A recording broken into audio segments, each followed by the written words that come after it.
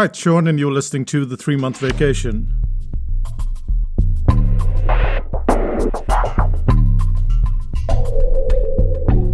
How do you pay for your house when your mortgage payments are as high as 9%? We decided to buy a house 4 months after we moved to New Zealand.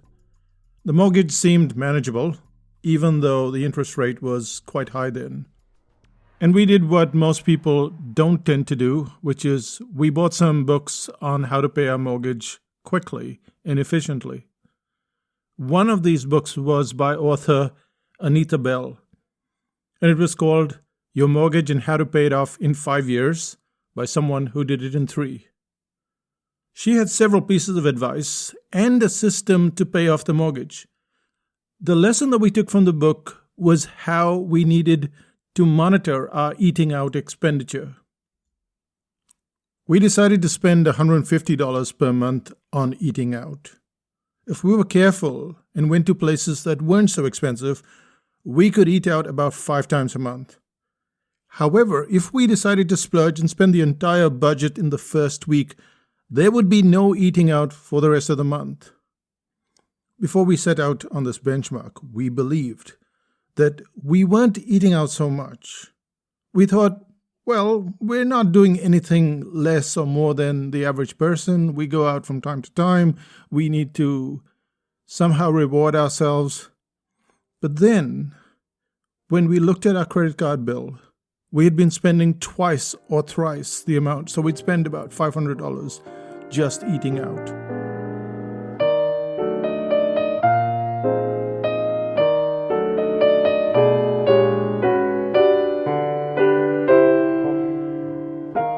However, once there was a clear benchmark, once we had the $150 budget in mind, we had to stop.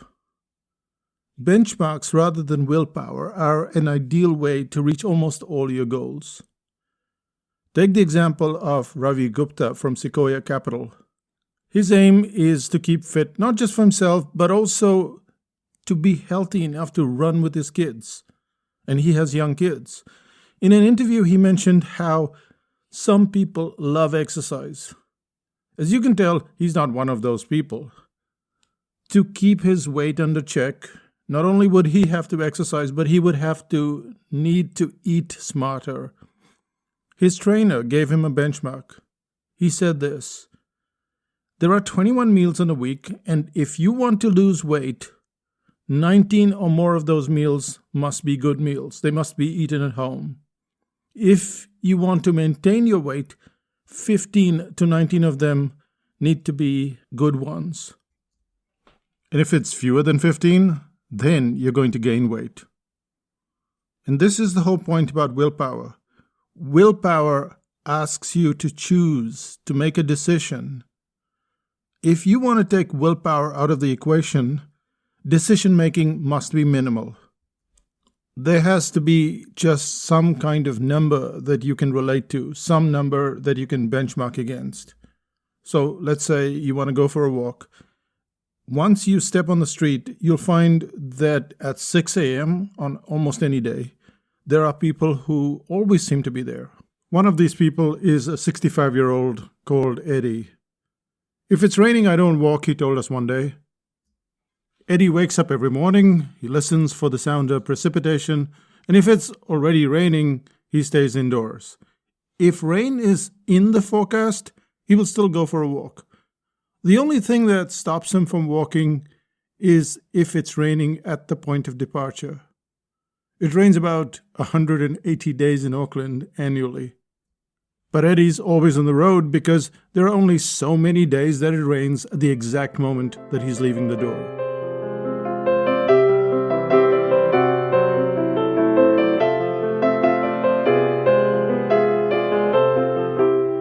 Willpower is tiring almost all the time.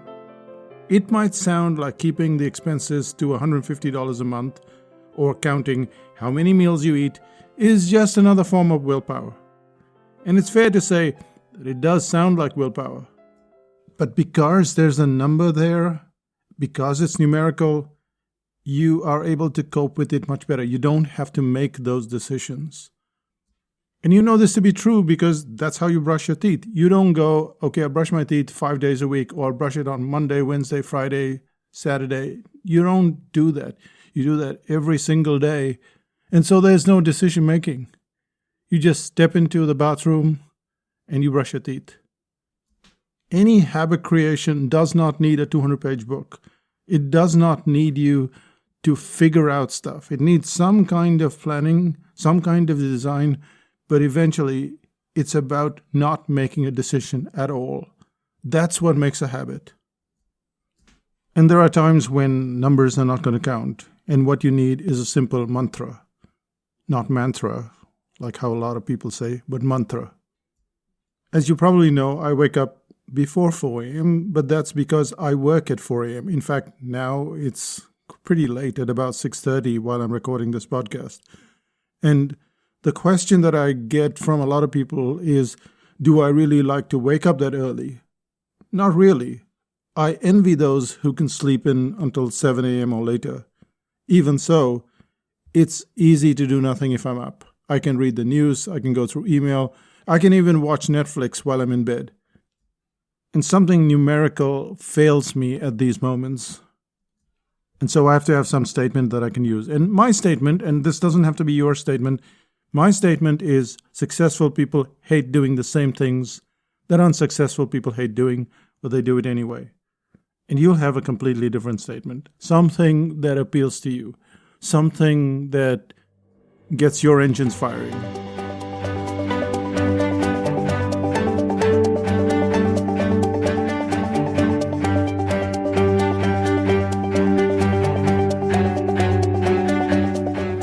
That mantra takes the decision making away from my hands. I don't have to decide because it's constantly reminding me that I have to get to work or I won't do what I've set for the day.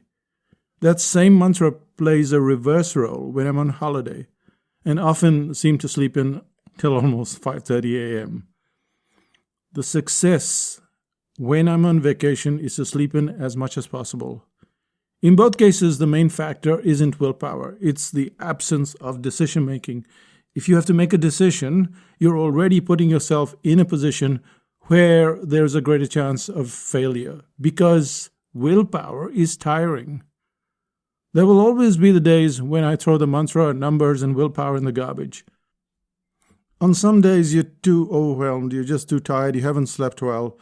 And I find that I eat too much on those days. I rustle through the snack boxes, I dig up the cheese from the fridge. If there's ice cream, I'll probably have several helpings. And everyone is entitled to their own little breakdown from time to time. But on most days, things go smoothly simply because there's a system in place. And it's not easy. That's why it's almost always a struggle, because without a tiny system of this nature, all we end up doing is reading one more book, thinking about it a lot, reading one more article on habits, and not getting things done.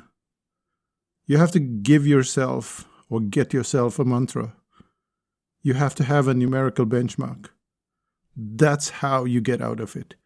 That book on habits, chuck it out of the window. It's not going to help you as much as you think. All you need is to take decision-making out of the mix.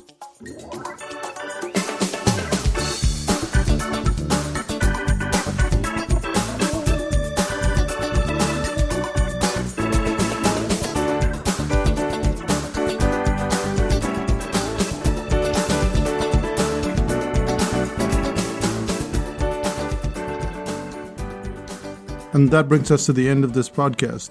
What's the one thing that you learned? Well, it's probably the same thing over and over again, but if you have a number, or if you have a mantra, if you have something that you can say to yourself, those are probably the things that are going to get you through almost anything. And then you're going to have this recurring habit in place. And if not, well, then not. Then you'll have to read another book on habits. And on that note, let's find out what's happening in psychotactics land. One of the things that you really need in a business is uniqueness. And you look at any company and they don't have a uniqueness anymore because it's impossible to have one. Think of any brand, whether you think of Apple or Samsung or any company, they do not have a uniqueness. but their products need to have uniqueness factors in place. And therefore, you're going to have all your products, all your services, they all need to have that uniqueness. And you don't have to buy anything. Go to psychotactics.com/U goodies. That's U for umbrella and then goodies, and you get a whole bunch of goodies. Also, if you have been enjoying this podcast, then tell a friend about it. Send it to someone else so that they can listen to it. And if you're still on Apple and you can leave a review, then please do so. It's been a while since people have left a review, so it kind of looks a little dated. So if you can leave a review, that would be really cool. That's pretty much it from Psychotactics, and I'll say bye for now. Bye-bye.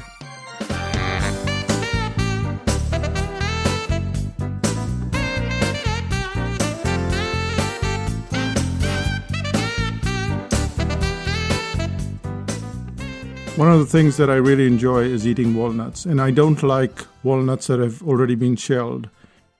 So I use the pestle, which is the mortar and pestle, and I didn't know which one was the pestle and which one was the mortar, but I had to look it up. Anyway, I use the pestle, I crack open the nut, and I have a subscription. Yes, I have a subscription to walnuts, which means that every month, one whole bag of walnuts come in and are sitting outside my door in a box.